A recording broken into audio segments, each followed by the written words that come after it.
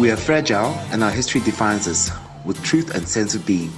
Our very core is rooted in that history, lineage and events that shape us now, then and into the future.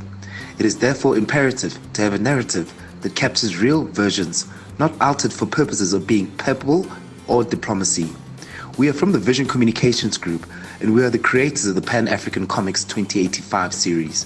We create art through various comic books to teach, inspire, and invoke dialogue amongst the youth and future leaders of our country. The most central initiative of our project is to learn with reading and debating.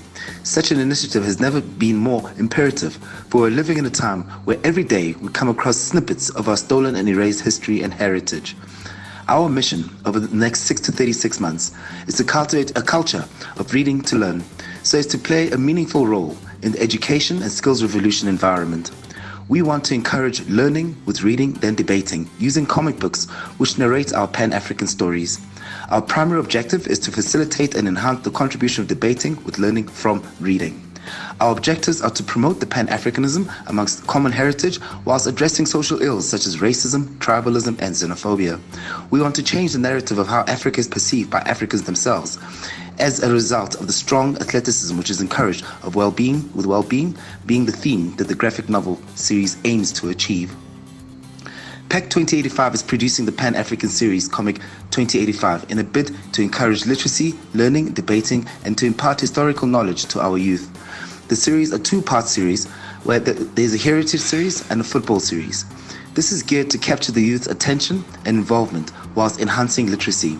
The project is to encourage storytelling in our own voices, equipping our youth with knowledge of culture, artistic skills, animation, illustration, while educating them.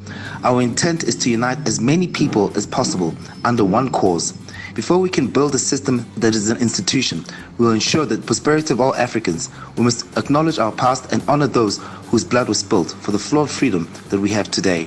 In the end, we hope that lawmakers and good citizens will stand together and balance the scale of power, freedom and will, that no race will dominate another, and the right to self-determination will be protected from the external infringement. The process of justice starts by recognizing and acknowledging the truth and being open to discussing the ways in which some of us are disadvantaged by the system, while some of us are afforded the privilege by it. This is a collective and not an individual race. Masihlanganeni, reach out, let's reconcile, and look out for our Pan-African Comics audiobooks and online engagement campaigns with our illustrated stories.